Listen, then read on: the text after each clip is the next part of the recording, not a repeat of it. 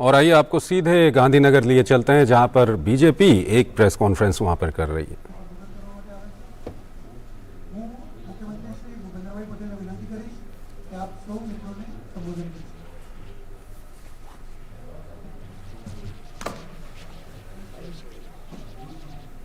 સૌને મારા નમસ્કાર। આજે ભારતીય જનતા પાર્ટી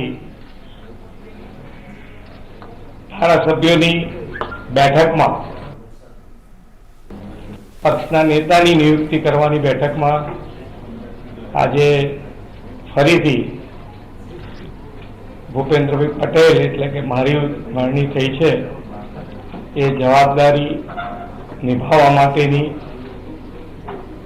આપ સૌ સાથે મળી અને નિભાવીશું। આ વખતે માનનીય નરેન્દ્રભાઈના નેતૃત્વને અને ભારતીય જનતા પાર્ટીના ભરોસાને ગુજરાતે ફરીથી માનનીય નરેન્દ્રભાઈની જે વિકાસની રાજનીતિ છે એની ઉપર ગુજરાતની જનતાએ ફરી લગાડી છે અને જે માનનીય નરેન્દ્રભાઈની સંકલ્પ છે કે ગુજરાતને વિકસિત જે દેશો છે એની હરોળમાં લઈ જવું છે, એ હરોળમાં લઈ જવા માટેનો પ્રયત્ન દરેક ધારાસભ્ય, અમારા સંગઠનના પ્રમુખ શ્રી આર પાટીલજીથી માંડીને બધા સાથે રહી, એટલે સરકાર અને સંગઠન સાથે રહી અને માનનીય નરેન્દ્રભાઈ અને અમિતભાઈના માર્ગદર્શનમાં ગુજરાતમાં ફરીથી ભારતીય જનતા પાર્ટી ખૂબ રીતે કામ કરશે।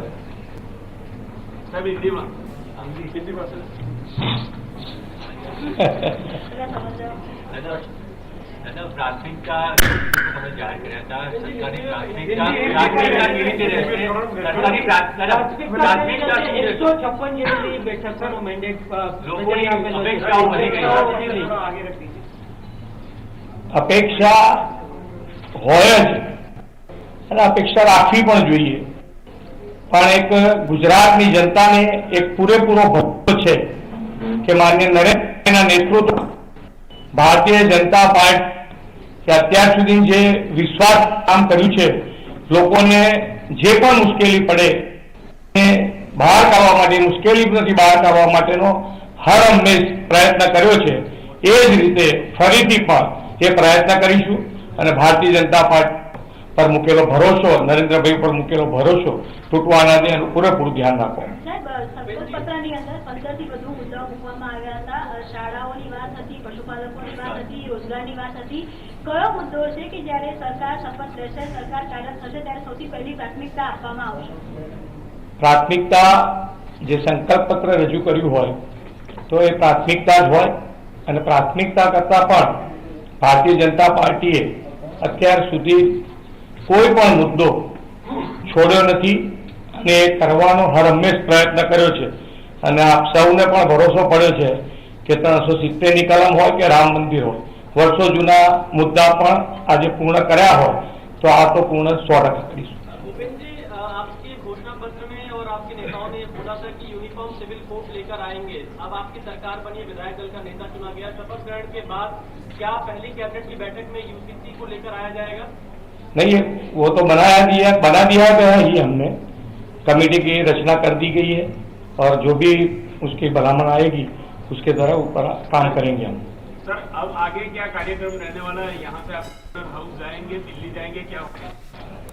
यहाँ से हमको गवर्नर हाउस जाना है, वहाँ जो हमको जिम्मेदारी जो मिली है उसका पत्र देंगे और टाइम राज्यपाल का लेंगे शपथ ग्रहण के लिए और हम साथ में जाएंगे, हम और पार्टी के अध्यक्ष सी आर पाटिल जी। कितने बजे जाने वाले हैं सर? सर, क्या आप दिल्ली भी जाने वाले हैं, प्रधानमंत्री या फिर हम होम मिनिस्टर अमित शाह से मिले?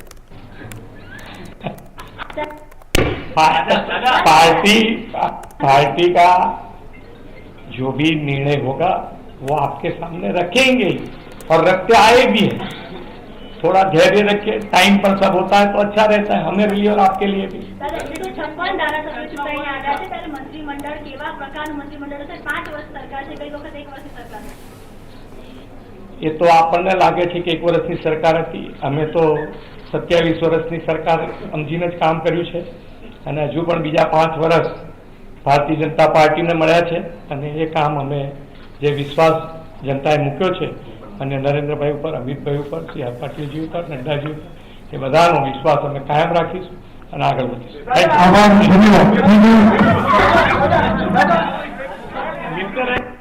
Thank you.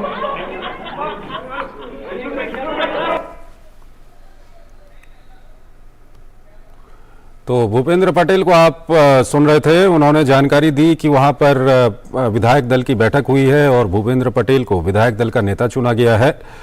उन्होंने कहा कि गुजरात के लोगों ने प्रधानमंत्री मोदी की विकास की जो राजनीति है उस पर मुहर लगाई है और इसके लिए उन्होंने गुजरात के लोगों का धन्यवाद भी दिया है। और साथ ही साथ उन्होंने कहा कि अब इसके बाद वो गवर्नर हाउस जाएंगे और वहां पर जाकर सरकार बनाने का दावा पेश करेंगे। और एक सवाल उनको यूनिफॉर्म सिविल कोड को लेकर के सवाल पूछा गया था, तो उनका कहना था कि गुजरात में यूनिफॉर्म सिविल कोड को लेकर के कमेटी बना दी गई है, कमेटी की जो कुछ भी रिकमेंडेशन होगी उसके बाद फैसला लिया जाएगा। एक छोटा सा ब्रेक लेते हैं यहाँ पर। हस्तशिल्प कला को दिए हैं नए आयाम। शिल्प गुरु पुरस्कार से सम्मानित हस्तशिल्प कलाकार सुमन सोनथालिया।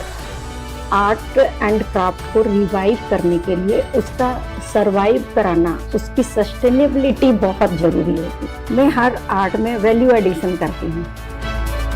तो बड़े मेट्रो सिटी में इस आर्ट को लाने के लिए इसको मैंने रोजमर्रा की लाइफ के रंग देने शुरू किए। अपने काम के माध्यम से दुनिया को बताना चाहती थी कि एक आदमी से बहुत बेहतर एक औरत कर सकती है अगर वो करना चाहे और ठान ले।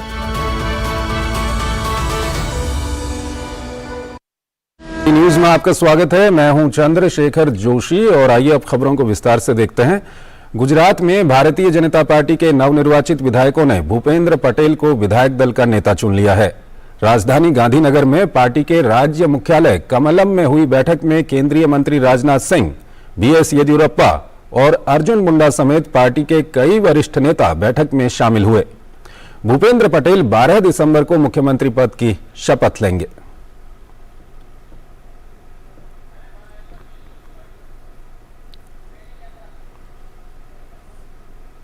गुजरात के गृह मंत्री हर्ष सांघवी ने गुजरात विधानसभा चुनाव में भाजपा की जीत पर राज्य की जनता को धन्यवाद किया।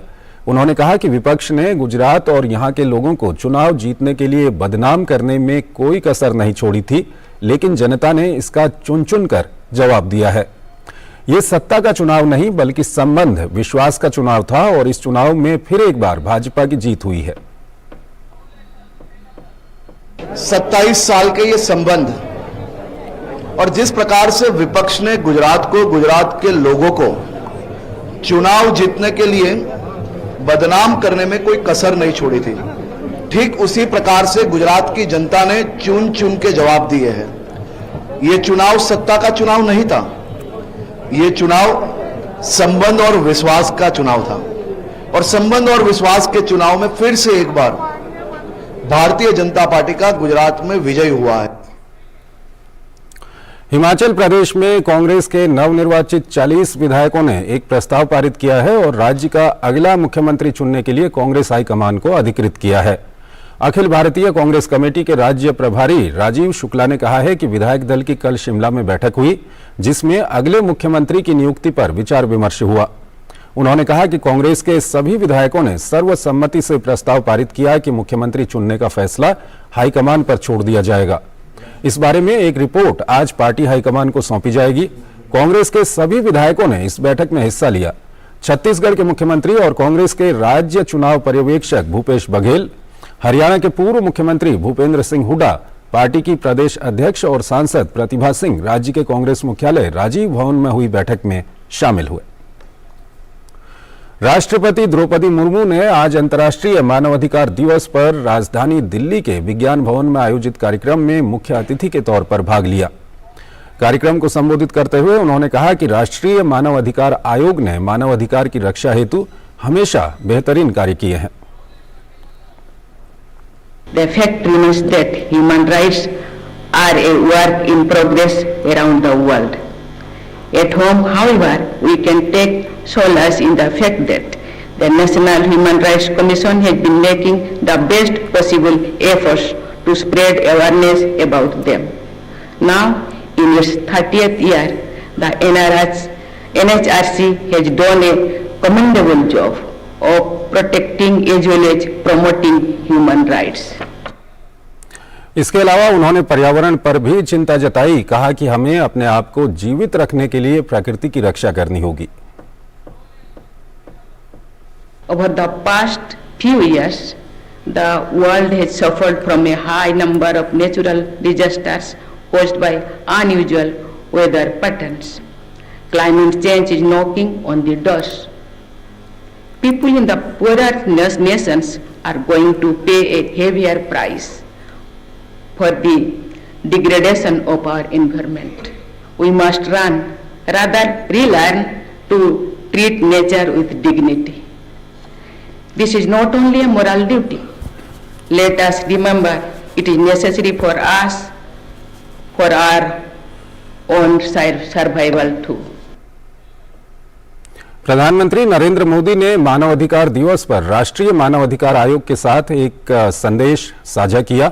प्रधानमंत्री ने अपने संदेश में इस साल की मानवाधिकार दिवस की थीम को बेहद सार्थक और उपयुक्त बताया। प्रधानमंत्री ने कहा कि वो भारतीय दर्शन और संस्कृति हमेशा जीवन के हर रूप का सम्मान करने के प्रबल समर्थक रहे हैं। उन्होंने कहा कि सरकार एक समावेशी और न्यायसंगत समाज के निर्माण की दिशा में निरंतर काम कर रही है। पीएम मोदी ने कहा कि सरकार महिलाओं, दिव्यांगजनों, ट्रांसजेंडर व्यक्तियों, समाज के हाशिए पर पड़े वर्गों या अन्य कमजोर समूहों के लिए निष्पक्षता, न्याय और सशक्तिकरण सुनिश्चित करने के लिए सक्रिय और संवेदनशील रही है। पीएम ने G20 को भारत के अधिकारों और सभी के लिए सम्मान के मूल्यों को प्रदर्शित करने का मौका बताया।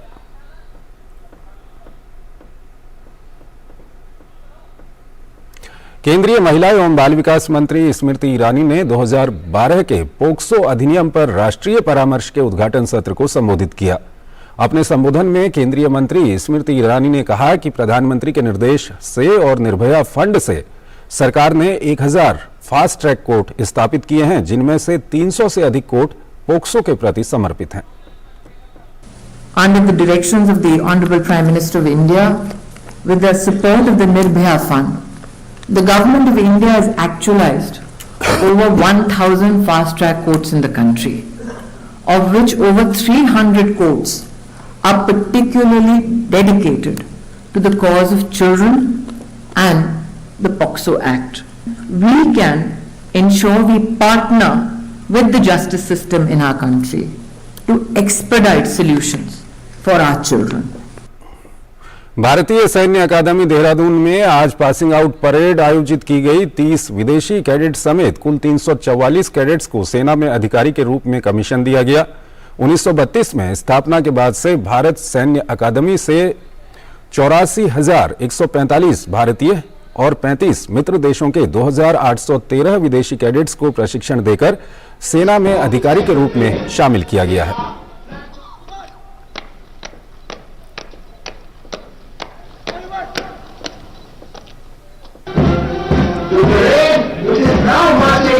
Inspection line is being led by Academy Cadet Adjutant Ranchi Krishna. Ladies and gentlemen, right in front of you across the parade ground, 2 gentlemen cadets are marching in from the central entrance of the Chetwood building. They are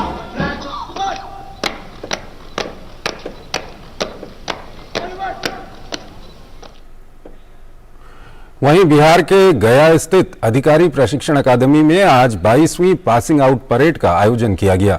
आज देश को गया OTA से 69 नए सैन्य अफसर मिलेंगे। इसके साथ ही टेक्निकल एंट्री स्कीम कोर्स के 61 जेंटलमैन कैडेट्स आज अधिकारी बनेंगे। इसके अलावा 49वें स्पेशल कमीशन ऑफिसर कोर्स के 8 जेंटलमैन कैडेट्स को भी अधिकारी का पद मिलेगा।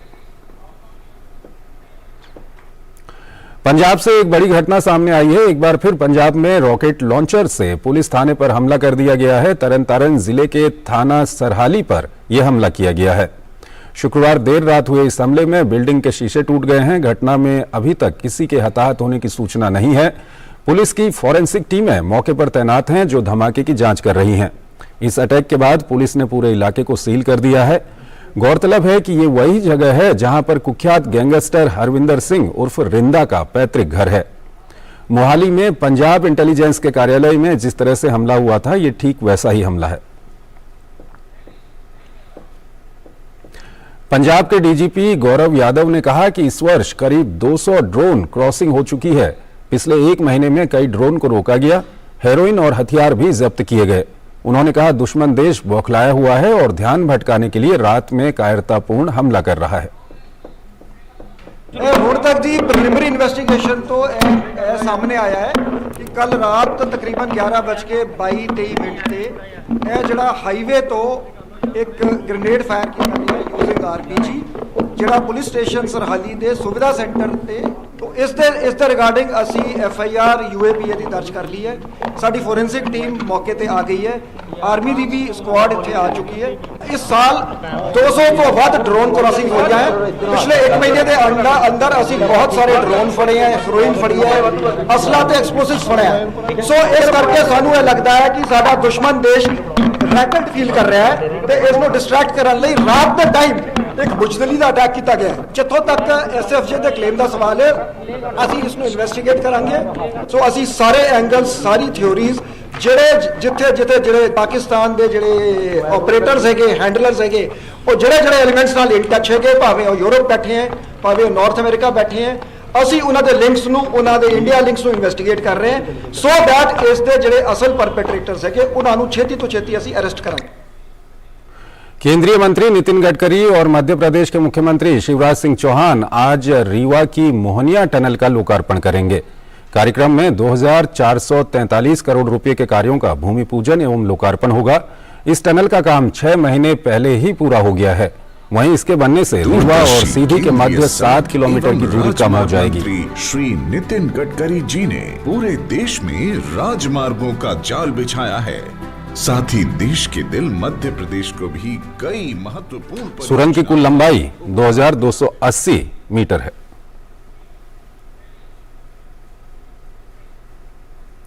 केंद्रीय रेल मंत्री अश्विनी वैष्णव ने आज वाराणसी कैंट रेलवे स्टेशन का दौरा किया। इस दौरान उन्होंने बताया कि किस तरह देश के प्रधानमंत्री हम लोगों को प्रेरित कर रहे हैं ताकि आने वाले 50 साल का सोचकर योजनाएं बनाई जाए और वाराणसी को वर्ल्ड क्लास स्टेशन बनाया जाएगा।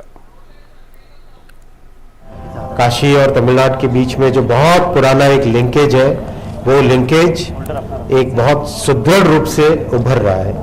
दूसरा, अपने वाराणसी कैंट स्टेशन को वर्ल्ड क्लास स्टेशन की कैटेगरी में सेलेक्ट किया हुआ है। इसका डिज़ाइन बन रहा है, तो इस डिज़ाइन में किस तरह से भविष्य में काशी में बहुत बड़ी मात्रा में टूरिस्ट आने लगे, ऑलरेडी 6-7 गुना बढ़ चुका है और भी कई गुने बढ़ने वाला है।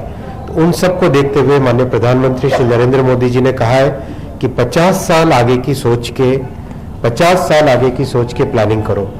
तो उसी परिप्रेक्ष्य में वाराणसी कैंट स्टेशन का कंप्लीट इंस्पेक्शन करके किस तरह से भविष्य में ज़्यादा से ज़्यादा यात्री बहुत सुविधाजनक तरीके से यहाँ पे आ सके, वो व्यवस्था देखने के लिए आया। अमेरिका ने यूक्रेन के लिए नई सैन्य सहायता देने की घोषणा की। अमेरिकी रक्षा विभाग ने शुक्रवार को यूक्रेन के लिए $40 करोड़ का सैन्य सहायता पैकेज देने का ऐलान किया है। इसके अलावा अमेरिका जर्मनी में एक सुरक्षा सहायता मुख्यालय भी स्थापित करने वाला है, जिसका उपयोग यूक्रेन के लिए सभी हथियारों के स्थानांतरण और सैन्य प्रशिक्षण की देखरेख करने में किया जाएगा। अमेरिका से मिलने वाले सुरक्षा सहायता पैकेज से यूक्रेन को रूसी हमलों से खुद को बचाने में मदद मिलेगी। इसके अलावा यूक्रेन को अपनी वायु रक्षा को मजबूत करने की नई क्षमता भी मिलेगी। यूक्रेन के डोनियास्क क्षेत्र में शुक्रवार को रूस की ओर से भारी गोलाबारी हुई, जिसकी चपेट में आने से एक घर नष्ट हो गया और एक व्यक्ति की मौत हो गई। इसके अलावा हमले में विश्वविद्यालय की इमारतें भी क्षतिग्रस्त हो गईं। गोलाबारी के बाद शहर में किसी के हताहत होने की कोई आधिकारिक सूचना नहीं है। गौरतलब है कि डोनियास्क क्षेत्र 2014 के बाद से रूसी समर्थित अलगाववादियों के कब्जे में रहा है, जिन पर यूक्रेन के नागरिक बुनियादी ढांचों पर गोलीबारी करने का आरोप है। वहीं सितंबर 2022 में मॉस्को ने डोनियास्क समेत 3 अन्य क्षेत्रों में जनमत संग्रह करने के बाद इसे रूस का हिस्सा घोषित किया था, जिसे कीव और पश्चिमी सरकारों ने अवैध करार देकर इसकी निंदा की थी। इस सब के बीच यूक्रेनी राष्ट्रपति वोलोदिमीर ज़ेलेंस्की ने शुक्रवार को कहा कि डोनबास के बखमुत, सोलेदार, मरिंका और क्रेमिना क्षेत्रों में अग्रिम पंक्ति की स्थिति बहुत कठिन बनी हुई है। उन्होंने कहा कि गोलाबारी के कारण इन क्षेत्रों को भारी नुकसान पहुंचा है। रूसी हमलों की वजह से यहां रहने के लिए कोई जगह नहीं बची है, लेकिन यूक्रेनी सेना रूस का मजबूती से मुकाबला कर रही है और रूस के हमलों का सामना कर रही है। 2 बार फुटबॉल विश्व कप का खिताब जीतने वाली अर्जेंटीना की टीम कतर में चल रहे फुटबॉल विश्व कप के सेमीफाइनल में पहुंच गई है। टीम ने शुक्रवार देर रात खेले गए मुकाबले में नीदरलैंड्स की टीम को पेनल्टी शूटआउट में जाकर 4-3 से शिकस्त दी। अर्जेंटीना की टीम अब सेमीफाइनल में ब्राजील को हराने वाले क्रोएशिया से भिड़ेगी। मैच में हुएल मोरिना ने अर्जेंटीना को 35वें मिनट में 1-0 की बढ़त दिला दी। लियोनेल मेसी के शानदार पास पर उन्होंने गोल किया। 73वें मिनट में मेसी ने पेनल्टी पर गोल किया। इसके बाद ऐसा लगा कि अर्जेंटीना की टीम आसानी से मैच जीत जाएगी। हालांकि ऐसा नहीं हुआ और नीदरलैंड्स ने आखिरी पलों में गोल दागकर स्कोर लाइन को 2-2 की बराबरी पर ला दिया, जिसके चलते बाद में मैच का फैसला पेनल्टी शूटआउट से किया गया। कतर में चल रहे फीफा विश्व कप में आज देर रात फ्रांस का सामना इंग्लैंड से होगा। यह मुकाबला अल बायत स्टेडियम में खेला जाएगा। इंग्लिश टीम अच्छे फॉर्म में नजर आ रही है और टीम ने इस बात को प्री क्वार्टर फाइनल में सेनेगल के खिलाफ साबित किया था। वहीं दूसरी ओर फ्रांस ने प्री क्वार्टर फाइनल में पोलैंड के खिलाफ जिस तरह का खेल दिखाया, उससे टीम के हौसले बुलंद हैं।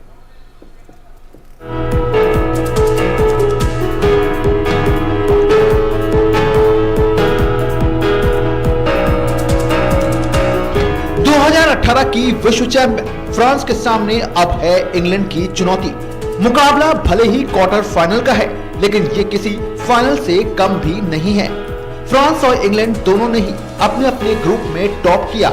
प्री क्वार्टर फाइनल में जहां इंग्लैंड ने सेनेगल को 3-0 से हराया, तो वहीं फ्रांस ने पोलैंड को 3-1 से शिकस्त दी। यानी दोनों ही टीमें जबरदस्त फॉर्म में दिख रही हैं। फ्रांस और इंग्लैंड दोनों ही अपने स्ट्राइकरों और मिडफील्डर्स पर बहुत ज्यादा निर्भर रहती हैं। फ्रांस को किलियन एम्बापे और ओलिविये जिरू से एक बार फिर से उम्दा प्रदर्शन की उम्मीद वाली है।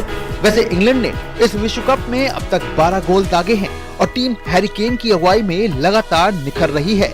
वहीं रहीम स्टर्लिंग के वापस आने से टीम की मजबूती में बढ़ोतरी हुई है। उधर फ्रांस की बात करें तो टीम को इस विश्व कप में भारी बदलाव के चलते सिर्फ ट्यूनीशिया के हाथों हार का दंश झेलना पड़ा था। वैसे टीम के लिए अहम कड़ी एम्बापे साबित हो सकते हैं, जो अपनी गति से विपक्षी टीमों के डिफेंडरों को चकमा देते आए हैं। लेकिन अब सामने इंग्लिश टीम है, जिसके स्टार खिलाड़ी लगातार अपनी चमक बिखेर रहे हैं। इन दोनों टीमों के बीच आंकड़ों को देखें तो यहाँ इंग्लैंड का पलड़ा भारी दिखता है। इंग्लैंड और फ्रांस के बीच अब तक 31 मैच हुए हैं, जिसमें इंग्लिश टीम ने 17 में जीत दर्ज की है। वहीं फ्रांस केवल 9 मैच जीत पाया है, जबकि 5 मुकाबले ड्रॉ रहे हैं। वहीं विश्व कप में इन दोनों के बीच अब तक 2 बार भिड़ंत हुई है, जिसमें दोनों बार बाजी इंग्लैंड के हाथ लगी है। तस्वीर साफ है, इंग्लैंड अगर अपनी ताकत पर बना रहता है तो फ्रांस के लिए बड़ी दिक्कत पैदा कर सकता है। वहीं फ्रांस को अगर इंग्लिश टीम से आगे निकलना है तो टीम को एक यूनिट के तौर पर आगे बढ़ना होगा। Sports desk, DD news. Football विश्व कप 2022 के तीसरे क्वार्टर फाइनल में पुर्तगाल और मोरक्को आमने सामने होंगे। ये मैच शनिवार को अल थुमामा स्टेडियम में खेला जाएगा। मोरक्को की टीम पहली बार फुटबॉल विश्व कप के क्वार्टर फाइनल में पहुंची है। वहीं पुर्तगाल की टीम 2006 के बाद कभी विश्व कप के सेमीफाइनल में नहीं पहुंच पाई है। कतर फुटबॉल विश्व कप में शनिवार को होने वाले तीसरे क्वार्टर फाइनल में मोरक्को और पुर्तगाल आमने सामने होंगे। ये मैच अल थुमामा स्टेडियम में खेला जाएगा।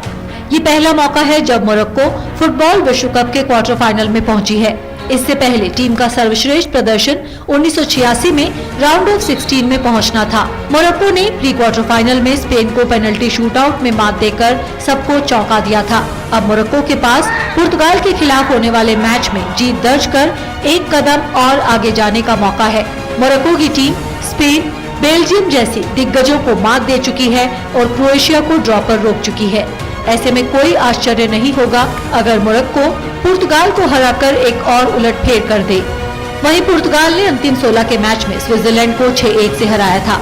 उस मैच में टीम के कोच ने क्रिस्टियानो रोनाल्डो को शुरू में बेंच पर बिठा दिया था और रोनाल्डो के प्रशंसकों ने कोच के खिलाफ जमकर नारेबाजी की थी। हालांकि रोनाल्डो के विकल्प के रूप में उतरे रामोस ने हैट्रिक लगाई थी।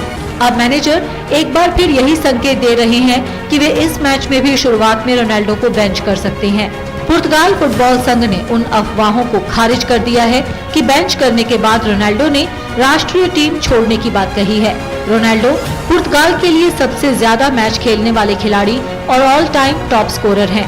पुर्तगाल की टीम 2006 के बाद पहली बार विश्व कप के सेमीफाइनल में जगह बनाने की कोशिश में जुटी है। दोनों टीमों के बीच हुए मुकाबलों की बात करें तो विश्व कप में दोनों टीम 2 बार आमने सामने हुई हैं। पिछली बार दोनों टीम 2018 के विश्व कप में ग्रुप मैच में भिड़ी थी। उस मैच में पुर्तगाल ने रोनाल्डो के चौथे मिनट में किए गए गोल की मदद से जीत दर्ज की थी। पुर्तगाल की टीम राउंड ऑफ 16 तक पहुंची थी। वहीं मोरक्को 2 हार और 1 ड्रॉ के साथ ग्रुप स्टेज से बाहर हो गई थी। वहीं 1986 में भी दोनों टीम ग्रुप स्टेज में आमने सामने हुई थी। तब मोरक्को ने पुर्तगाल को 3-1 से हराया था। अब देखना होगा कि 2022 में मोरक्को की टीम अपने चौंकाने वाले प्रदर्शन को आगे बढ़ाते हुए सेमीफाइनल में जगह बनाती है या फिर पुर्तगाल की टीम 2006 के बाद पहली बार अंतिम 4 में पहुंचने में कामयाब रहती है। Sports desk, DD news. तो इस बुलेटिन में फिलहाल इतना ही। आप बने रहिए डीडी न्यूज के साथ। नमस्कार।